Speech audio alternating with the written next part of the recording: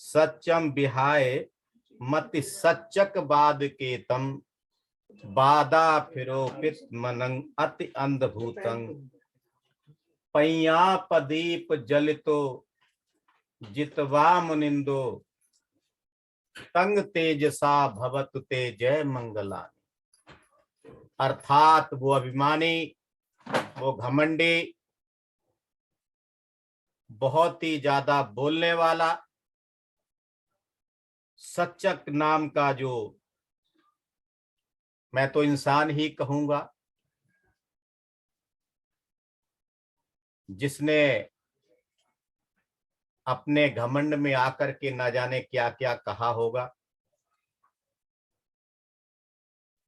और उस घमंडी को, उस अभिमानी को, जो सत्य का मार्ग छोड़ करके असत्य के मार्ग पर जा रहा था, बहुत ही वाद विवाद करने वाला था, अहंकार से यानी कि पूरी तरीके से डूबा हुआ था, उस अंधकार में अंधे हुए सच्चक नामक परव्राजक को जिन मुनींद्र ने, याद रखिए भगवान बुद्ध का नाम एक मुनींद्र भी है, जिन मुनींद्र ने अपने प्रज्ञा रूपी दीपक को जलाकर उस सच्चक परव्राजक को जीत लिया था,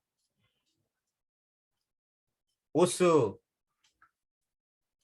सत्य वचन से सभी का कल्याण हो, मंगल हो, ऐसा वहां पर आप पढ़ सकते हैं। वो अभिमानी, वो घमंडी, वाद विवादी सच्चक जो परव्राजक है, भगवान बुद्ध से कूटागारशाला में, जो कि वैशाली में है, बहुत ज्यादा वाद विवाद कर रहा है, तरह तरह के प्रश्न कर रहा है। वो कहता है कि भगवान, वो भो गौतम कहता है, वहां पर भगवान नहीं कहता, भो गौतम। कुछ कुछ लोग ऐसे हैं जो कि भावित काय करते हैं, भावित चित्त नहीं करते हैं, और तरह तरह के वो कष्ट उठाते हैं।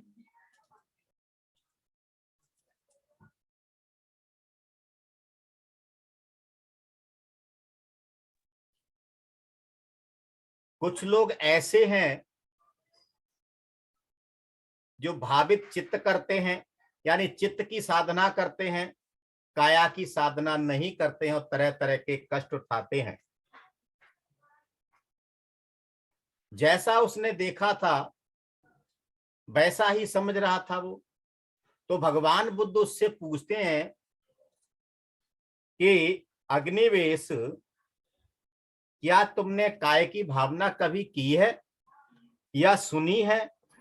तो उसने जैसा भी सुन रखा था वैसा बता दिया कि हमने सुना है, नंद है, वत्स है, कृष है, साकत्य है, मछली, गोसाल है, जो मानते हैं।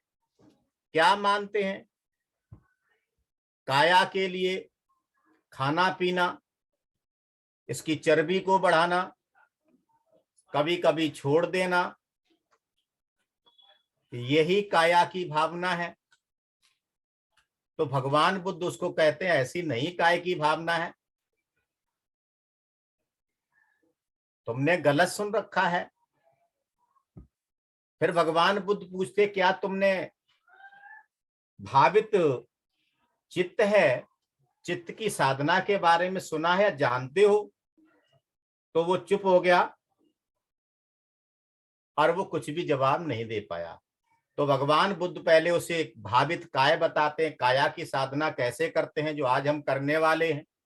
कि काया को पहले तो ऊपर से दूर दूर से देखेंगे, फिर नजदीक से एक एक अंग को देखेंगे, फिर अंदर के अंगों को देखेंगे, फिर उनके स्वभाव क्या है, उनके धर्म क्या है, उसको देखेंगे, फिर बहुत सारे अंग मिलकर के तंत्र आपस में काम करते हैं, कैसे करते हैं, कैसे मेल जोल आपस में करते हैं, उसको देखते हैं। उससे हम सीख भी सकते हैं कि हमें भी अपने समाज में रह करके मेल जोल करना चाहिए, भाईचारा को बढ़ाना चाहिए।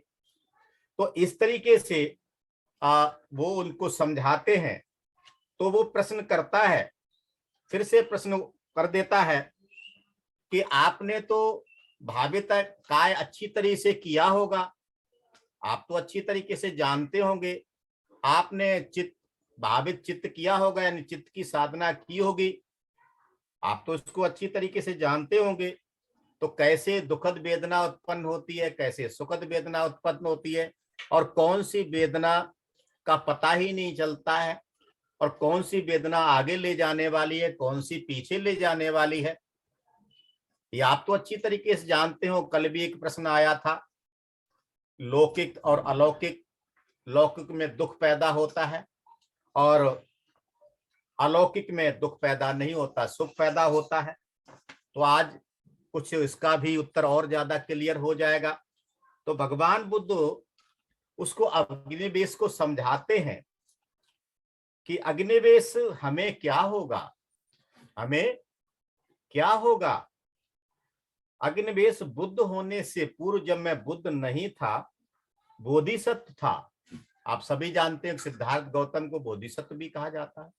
जब बोधिसत्व था तो मुझे ऐसा लगा, कौल कह रहा है सिद्धार्थ गौतम, यानी बुद्ध कह रहे जब सिद्धार्थ गौतम थे, कि मुझे ऐसा लगा ये घर का जो निवास है ना, जंजाल है।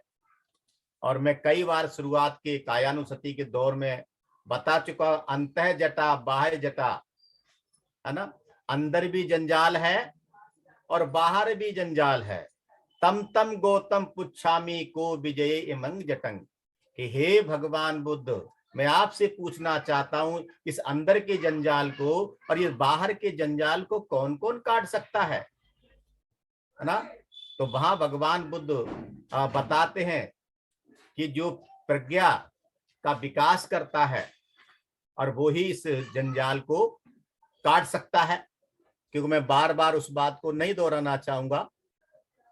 तो भगवान बुद्ध क्या कहते हैं, ये घर का जो निवास है जंजाल है, मल का मार्ग है, और प्रवज्या यानी कि सन्यास खुला मैदान है। इस सर्वथा परिशुद्ध सिले संग से ब्रह्मचर्य का पालन घर में रह करके सुकर नहीं है, यानी ब्रह्मचर्य का पालन घर में रह करके नहीं किया जा सकता। क्यों न मैं केस दाढ़ी मुड़ा करके कासाय वस्त्र पहन करके घर से प्रवज्जित हो जाऊं, सो में अग्निवेश। पहले वाला जो धर्म था कौन सा, लौकिक, उसको अपर्याप्त मान करके उस धर्म से उदास होकर के मैं चल दिया और चारका करता हुआ मगध से जहां उर्वेलाल सेनानी निगम था वहां पहुंचा। और उस समय वहां पर जो अश्रुत हैं, जो पहले नहीं सुनी गई थी, 3 उपमाएं भाषित हुई। कौन सी 3 उपमाएं? नंबर 1, जैसे गीला काष्ठ यानी गीली लकड़ी भीगे पानी में डाल दिया गया हो। दूसरा, जैसे स्नेक तो गीला काठ जल के पास स्थल पर जमीन पर फेंक दिया गया हो। तीसरा, जैसे नीरस शुष्क काठ जल के दूर, जल से दूर स्थल पर फेंक दिया गया हो, नीरस। तो मेरे मन में ये हुआ, मेरे मन में युवा। कौन कह रहा है? भगवान बुद्ध कह रहे हैं। लेकिन हमारे मन में तो होता ही नहीं है, ये हमारे मन में नहीं होता। एक प्रश्न आया था बार बार कि हम ध्यान बहुत करते हैं, ध्यान लगता ही नहीं है, क्यों नहीं लगता है? तो बुद्ध कहते उसको ध्यान से सुनिए कि मेरे मन में ये हुआ। जिस दिन मेरे भी मन में, यानी मेरे भी मन में भी हो जाएगा तो ध्यान लग जाएगा। मेरे मन में हुआ, क्यों न मैं दांतों के ऊपर दांत रख करके, क्या हमने कभी ऐसा किया है? दांतों के ऊपर दांत रख करके जिह्वा द्वारा तालू को दबा करके, जो हमारे ध्यान के आचार्य हैं जो सिखाते हैं कि हमारे तालू जो है, हमारे जो जीभ है तालू से लगी होनी चाहिए, दांत दांत पर होने चाहिए, ये बुद्ध की कही बात को ही बताते हैं। लेकिन वाकई उस समय पर हम चेक नहीं करते हैं। बताया तो जाता, ध्यान की तैयारी कीजिए, अपने शरीर को देखिए, है ना, आप किस तरीके से बैठे हैं। सच बात तो ये है, आप सभी ऑनलाइन हैं, ऑफलाइन तो नहीं है। अब हकीकत में आप क्या कर रहे हैं ये आपको मालूम है, आप किस तरीके से ध्यान करते हैं ये आपको मालूम है। लेकिन बुद्ध क्या कहते हैं वो हमें यहां समझना है। बुद्ध कहते कि उनमें दांतों के ऊपर दांत रख जिह्वा द्वारा तालू को दबा करके उस समय मैंने न दबने वाला वीर आरंभ किया था, यानी मैंने वहां पर वो वीर, वीर का मतलब क्या है, सकारात्मक ऊर्जा, यानी अच्छे काम में लगने वाली एनर्जी या ताकत। तो ये जो ध्यान है वो क्या है, सकारात्मक ऊर्जा का निर्माण करता है। तो क्या कह रहे हैं कि उसमें मैंने न दबने वाला वीर यानी उद्योग आरंभ किया था, न भूली स्मृति मेरी जागृत थी। उस समय मेरी स्मृति कैसी थी, जागृत थी। और अभी कल परसों संडे को मैं देख रहा था, आदरणीय धर्मचारी नागरत्न जी हमारे बीच में पहुंच चुके हैं, शायद वो पढ़ा रहे थे 5 निवरण। जो 5 निवरण उनमें हम फंस जाते हैं। तो सबसे पहला निवरण क्या है, काम छंद। अब काम छंद जैसे ही आया हम उलझ जाते हैं, पूरा टाइम निकल जाता है, आखिरी घंटी बज जाती है और हम निवरणों में ही फंसे रहते हैं। लेकिन बुद्ध क्या कह रहे हैं, ना भूली स्मृति, मेरी स्मृति भूली नहीं थी, कैसी थी, जागृत थी। उसी दुख में प्रधान साधना से पीड़ित होने के कारण मेरी काया चंचल अशांत हो गई। ऐसा करने से क्या हुआ, मेरी काया अशांत हो गई, है ना। इस तरीके से हमने वहां पर दुख में साधन किए थे, अपने शरीर को कष्ट दिया था। इस प्रकार अग्निवेश उत्पन्न हुई वेदना चित्त को पकड़ करके नहीं ठहरती है। तब मेरे मन में हुआ क्यों न मैं श्वास रहित ध्यान करूं, श्वास रहित। अब श्वास रहित ध्यान करने से कैसे हमारा विकास होगा, कैसे आध्यात्मिक ऊर्जा का विकास होगा। सो मैंने अग्निवेश मुख और नासिका से श्वास का आना जाना रोक दिया, जिसको प्राणायाम कहते हैं, जिसके 3 अंग हैं, सांस को लेना, रोकना, है ना, और बाहर निकालना, जो इसका कई बार वर्णन ब्रह्मचारी नागरत्न कर चुके हैं। तो उसी दुख में प्रधान के कारण मैंने अग्निवेश मुख और नासिका से श्वास का आना जाना रोक दिया। तो उस समय क्या हुआ, कष्ट हुआ। मैंने अग्नि मुख नासिका और कान से श्वास का जाना रोक दिया, तो उस समय भी क्या हुआ, कष्ट हुआ। मैंने अग्निवेश मुख नासिका और कान से श्वास का आना जाना रोक दिया, तो आप जानते ये तो ध्यान नहीं है, सीधी सी बात है, ये तो कष्ट ही होने वाला है। तब मुझे अग्निवेश यह हुआ क्यों न मैं आहार को बिल्कुल ही छोड़ देना स्वीकार करूं, बिल्कुल खाना छोड़ दूं। आप जानते उन्होंने यहां पर यह भी कार्य किया था, खाना छोड़ दिया था। मेरा वैसा परिशुद्ध जो चमड़े का रंग गोरा था, कैसा हो गया, भ्रष्ट हो गया, काला हो गया। सो में अग्निवेश स्थूल आहार का दाल भात ग्रहण करने वाला छोटा छोटा थोड़ा थोड़ा आहार करने लगा।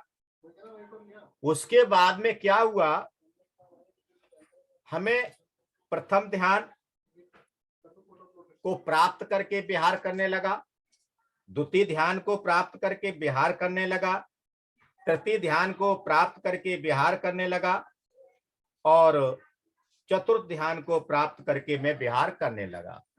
तो अब आपके मन में प्रश्न उठ रहा होगा, मुझे दिख रहा है कि धर्मपाल जी कह रहे हैं ये प्रथम ध्यान, द्वितीय ध्यान, तृतीय ध्यान, चतुर्थ ध्यान क्या होता है। तो उसको थोड़ा सा मैं डिटेल बताता हूं, बार बार बताया गया है।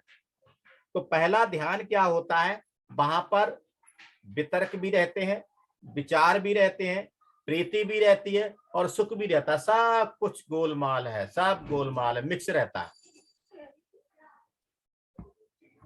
लेकिन एकाग्रता नहीं होती वहां। दूसरे ध्यान में क्या होता है, वितर्क और विचार शांत हो जाते हैं, ध्यान रखना शांत हो जाते हैं, खत्म नहीं होते हैं।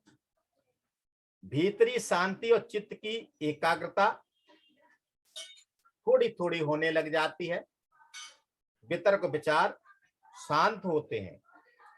तृतीय ध्यान का मतलब क्या होता है, यहाँ क्या होता है, जो लोग ध्यान करते हैं वो अच्छी तरीके से नोट कर सकते हैं कि हम कौन से ध्यान में हैं। तो तृतीय ध्यान में क्या होता है, प्रीति से विरक्ति हो जाती है, उपेक्षक बनकर के स्मृति सांप्रजन्य होता है। यानी स्मृति सामंजस्य का मतलब क्या?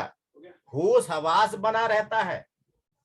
शरीर जो है उसके अंदर जो जो भी अनुभव होते हैं उसका वो सुख उठाता है। अनुभव तो शरीर में ही होते हैं। और चतुर्थ ध्यान का मतलब क्या है? सुख और दुख के प्रत्याग से ना सुख ना ही दुख, इसमें वो नहीं पड़ता है। इसके प्रत्याग से सौमनस्य यानी चित्त में उल्लास पैदा होता है। और दौर्मनस्य चित्त संताप से पहले ही अस्त हो जाने पर सुख दुख रहता। यहां पर सुख भी नहीं और दुख भी नहीं, इससे परे चला जाता है, जिसमें उपेक्षा से स्मृति की शुद्धि हो जाती है, स्मृति रहती है। और भाव कौन सा होता? उपेक्षा। ना वो दुखद वेदना में पड़ता है और ना ही वो सुखद वेदना में पड़ता है। ऐसा अनुभव वहां पर होता है। और उसके अलावा होता क्या है आगे, और ज्यादा जब आगे बढ़ते हैं तो आश्रमों के 6 से ज्ञान से के लिए चित्त को झुकाया है उन्होंने। आश्रम कौन कौन से हैं? कामाश्रम, भवाश्रम और अविद्याश्रम। अब यहाँ के लिए कुछ भी करने के लिए नहीं रहता है। अग्निवेश रात के पिछले याम में यह तृतीय विद्या प्राप्त हुई। कौन सी विद्या प्राप्त हुई? तृतीय विद्या प्राप्त हुई। अब यहाँ पर 3 विद्याएं आ गई, तो इसका मतलब फिर प्रश्न खड़ा हो जाएगा कि ये 3 विद्याएं क्या हैं? नया प्रश्न खड़ा होता है। तो मैं पहले ही बता दूं, पहली विद्या क्या? पूर्व जन्मों का ज्ञान। आप इसको डिटेल में चाहें जो पढ़ना चाहते हैं, भय भैरव सुत्त, भय भैरव सुत्त जो मध्यम निकाय में है उसमें से आप इसको अच्छी तरीके से पढ़ सकते हैं डिटेल में। पहली बात पूर्व जन्मों का ज्ञान, ये विद्या प्राप्त होती है। दूसरी क्या? विशुद्ध चक्षु से प्राणियों को देखते हैं। कौन से चक्षु होते हैं? विशुद्ध होते हैं, दिव्य चक्षु होते हैं, यहाँ पर प्राणियों को देखते हैं। तीसरा है आश्रमों के 6 का ज्ञान हो जाता है, जो अभी इन्होंने बताया ना। तीसरा, कुछ करने को बाकी नहीं रखता है। दुख निरोध दिक निरोध प्रतिपदा का यहाँ पर ज्ञान होता है। लेकिन भगवान बुद्ध यहाँ पर एक बार और कह रहे हैं जो बहुत खास है, जो हम सब पर लागू हो रही है।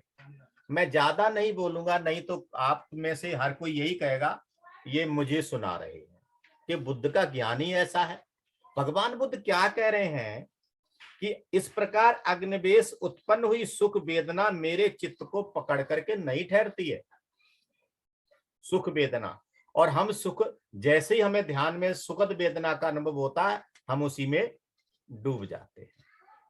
आगे क्या कह रहे हैं भगवान बुद्ध?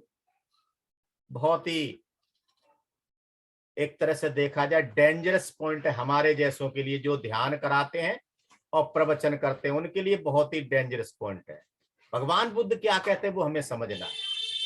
भगवान बुद्ध कह रहे अग्निवेश में अनेक 100 की परिषद में व्याख्यान देता था, और हम भी सैकड़ों की हजारों की संख्या में व्याख्यान यानी प्रवचन देते हैं। और उनमें से हर एक समझता था कि श्रमण गौतम मेरे लिए ही धर्म उपदेश कर रहा है, ये मुझे ही सुना रहा है। यहां भी आपको ऐसा ही लगेगा। तो आगे क्या कहते हैं? ऐसा ना समझो अग्निवेश कि तथागत केवल विज्ञापन के लिए दूसरों को ही धर्म उपदेश देते हैं। समझ रहे होंगे मेरी बात को? यानी दूसरों को तो धर्म का उपदेश देते हैं लेकिन अपने ऊपर उसको लागू नहीं करते हैं।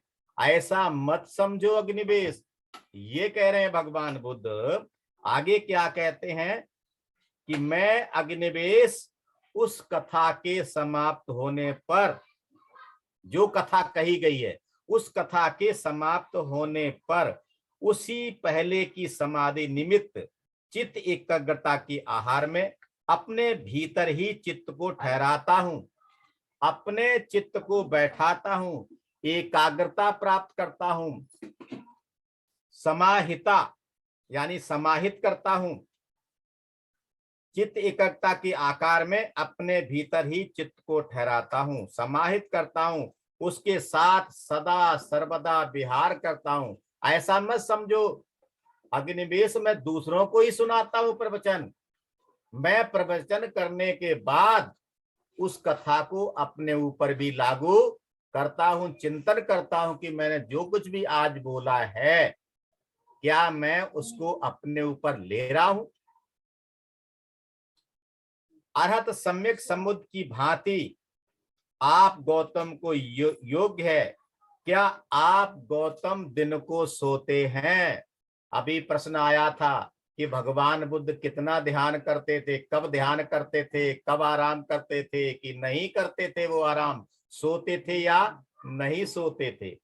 उस प्रश्न का उत्तर भी आपको मिल जाएगा। यहाँ वो पूछता है अग्निवेश यानी सच्चक जो परिव्राजक पूछता है कि हे गौतम क्या आप दिन में आराम करते हैं, सोते हैं? तो क्या जवाब दे रहे हैं? सोता हूं अग्निवेश। ग्रीष्म के अंतिम मास में भोजनांतर यानी भोजन करने के बाद भिक्खा से निपटकर चौपाटी संगाटी को बिछवा कर दाहिनी कर्मठ से स्मृति सांप्रजन्य हो निद्रित होता हूं यानी कि सोता हूं। कैसे सोते थे भगवान बुद्ध? ये प्रश्न हमें निर्माण करना चाहिए। संघाटी को बिछा करके, चौपाटी को बिछा करके दाहिने करवट लेटते थे, वो सीधे चित नहीं लेटते थे, है ना। और वो भी स्मृति सांप्रजन्य उक्त हो, यानी स्मृति सांप्रजन्य का सीधा सा मतलब होशोहवास में रहते थे वो सोते समय भी। और इसीलिए कहा जाता है कि सोते समय जागते समय हमेशा स्मृति बान रहना चाहिए। तो भगवान बुद्ध दिन में लेटते थे सीधे करवट से और रात को लेटते थे बाएं करवट से। ये हमको अच्छी तरीके से नोट कर लेना चाहिए। आगे कहते हैं, बहुत ही एक तरह से निम्न तरह का घटिया स्तर का प्रश्न निर्माण करते हैं फिर से सच्चक अना परिव्राजक। क्या कहते हैं? भो गौतम, कोई कोई श्रमण ब्राह्मण मूढ़ता का विहार करते हैं यानी पागलपन का विचरण करते हैं। जो उन्हें करना चाहिए वो नहीं करते हैं और जो नहीं करना चाहिए वो करते हैं।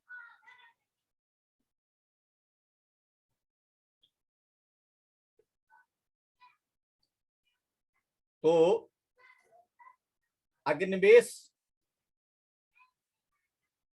भगवान बुद्ध कहते हैं कि इतने से कोई सम्मूढ़ मूढ़ या अमूढ़ ब्राह्मण नहीं होता है। अग्निवेश जैसे सम्मूढ़ अमूढ़ होता है उसे सुन अच्छी तरह से मन में कह। मैं जो कहता हूं उसको ध्यान से, सम्मूढ़ क्या होता है और अमूढ़ क्या होता है। तो भगवान बुद्ध वहां पर बताते हैं, जो सच्चक निगंठ पुत्र है उसको भगवान बुद्ध जवाब देते हैं कि अग्निवेश जिस किसी के सकलेशिक मलिन करने वाले, जो कलेश करने वाले हैं, पुनर्जन्म देने वाले हैं। भवचक्र का मतलब क्या? पुनः पुनः आना, बार बार जन्म लेना, बार बार मरना। दुख परिणाम वाले हैं, भविष्य में जन्म जरा मरण देने वाले आश्रम हैं, जिनके चित्त के मल अभी नष्ट नहीं हुए हैं। जिनके चित्त के मल, और चित्त के तीन प्रमुख मल कौन कौन से हैं? राग है, द्वेष है और मोह है। हम अधिकतर काय में फंसे रहते पूरी जिंदगी भर? राग में ही तो फंसे रहते, दुनियादारी में ही तो फंसे रहते। अभी मुझे गाड़ी चलानी है, अभी मुझे मार्केट जाना है, अभी मुझे सामान लाना है, अभी मुझे ड्यूटी जाना है। अब ध्यान के लिए हमारे पास समय कहाँ है? और जब ध्यान ही नहीं करेंगे तो आपका जो राग है वो और बढ़ता चला जाएगा। और राग जब बढ़ेगा, राग में कोई बाधा डालेगा तो द्वेष आएगा यानी गुस्सा आएगा, आपको काम करने से रोकेगा, समझाएगा कि ध्यान करो। अरे तो मैं ध्यान की लगी रहती है, हम कब ध्यान करें, हमारे पास समय ही नहीं है। और अगला क्या है? जब दोनों ही चीजें बाधाएं बनी रहेंगी तो फिर अज्ञान बना रहेगा, ज्ञान कहां से मिलेगा? अब जब ध्यान नहीं करेंगे तो प्रज्ञा का विकास कैसे होगा? चित्त को शांति कैसे मिलेगी? तनाव से मुक्ति कैसे मिलेगी?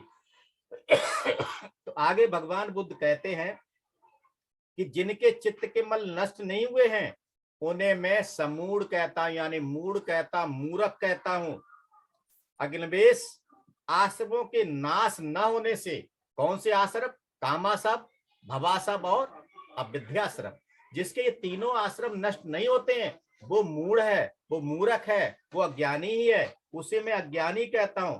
अग्निवेश आश्रमों के नाश होने से, चित्त मलों के नाश होने से व्यक्ति कैसा होता है? अमूढ़ होता है। अग्निवेश तथागत के वे जो आश्रम है, जो आश्रम कामाश्रम, भवाश्रम, विद्याश्रम है, भगवान बुद्ध के जो आश्रम है क्या हो गए? छिन्न भिन्न हो गए। अब क्या कह रहे हैं आगे? कभी भी भविष्य में न उत्पन्न होने लायक हो गए हैं। वो एक कटे हुए ताड़ के वृक्ष के समान हो गए हैं। एक ताड़ का वृक्ष जब कट जाता है फिर उसका विकास नहीं होता, वो बढ़ नहीं सकता है। इसी तरीके से भगवान बुद्ध क्या कहते हैं कि जैसे सिर कटा ताड़ फिर बढ़ने योग्य नहीं रहता है, ऐसे अग्निवेश तथागत के जो आश्रम हैं वो छिन्न मूल हो गए हैं, सिर कटे ताड़ जैसे हो गए हैं। तो ऐसा जब उन्होंने कहा तो सच्चक जो निगंठनाथ पुत्र है उसने भगवान बुद्ध से कहा, आश्चर्य है हे गौतम, आश्चर्य है हे गौतम, अद्भुत है भो गौतम, इतना चिड़चिड़ा वाला, इतना ताना देने वाले प्रश्न करने के बाद में भी, चुभने वाले वचनों के प्रयोग करने के बाद में भी, हे गौतम आपका जो मुखवर्ण है वैसा का वैसा ही स्वच्छ है, प्रसन्न चित्त है, जैसा कि अरहत सम्यक संबुद्ध का है। हे गौतम मैंने पूर्ण काश्यप के साथ बात किया है, वह दूसरी दूसरी बातों को करने लग जाता था, विषय से भटक जाता था, बहुत ही गुस्सा हो जाता था, उसके अंदर द्वेष आ जाता था, नाराजगी प्रकट करने लग जाता था। किंतु इतना चिड़चिड़ा करने के बाद में भी, ताना मारने के बाद भी, ऐसी गलत गलत प्रश्नों को निर्माण करने के बाद में भी मखली गोसाल, अजित केस कंबली, प्रबोध कच्चायन, संजय बेदली कुट, इन सभी के साथ भो गौतम मैंने वाद विवाद किया है। हे गौतम अब हम जाएंगे, हमें बहुत काम करने हैं। आज भी आप देख सकते हैं कि जो गृह त्यागी हैं, आप उनसे प्रश्न करके देख लो, वो विषयांतर कर जाएंगे, वो भटक जाते हैं, वो प्रश्न का उत्तर नहीं देंगे, तो आप उनकी गिनती कहां करेंगे? भगवान बुद्ध के अनुसार। लेकिन यहाँ पर तरह तरह के प्रश्न पूछने के बाद में भी भगवान बुद्ध उसको अच्छी तरीके से समझाते हैं, हर प्रश्न का उत्तर देते हैं और अंत में कहता है कि भो गौतम मुझे बहुत सारे काम करने हैं, अब मुझे जाना है। तो भगवान बुद्ध क्या कहा करते थे? एक ही सेंटेंस हुआ करता था हमेशा, अच्छी तरीके से पूरे त्रिपिटक में देख लीजिए, वो यही कहते थे कि अग्निवेश जिसका तू अच्छा काल समझता है उसे कर, यानी जो भी आपको अच्छा लगता वैसा करो। आप देख रहे हो कणी मित सूत्र के अंदर क्या है? कणी मित सूत्र का मतलब, कणी माने करने लायक है, करने लायक है, करने दो। क्या है? मेत्ता, मैत्री, करने दो उस मैत्री को, और हम जो है क्या करेंगे? मैत्री ही करेंगे वहां पर। तो हमें मैत्री करनी, भगवान बुद्ध को इस तरीके से कहता है। तो भगवान बुद्ध कहते जैसा तू काल समझे, जिसको अच्छा समझे वैसा कर। और उस सच्चक निगंठनाथ ने भगवान बुद्ध को प्रणाम किया और वो वहां से वो चला गया पूर्ण संतुष्ट होकर के। तो मेरा समय कुछ ज्यादा हो गया है तो मैं यहीं रुकना चाहूंगा। आप सभी ने ये मुझे सुन लिया महासच्चक सूत्र को, तो बहुत बहुत साधुवाद, बहुत बहुत धन्यवाद।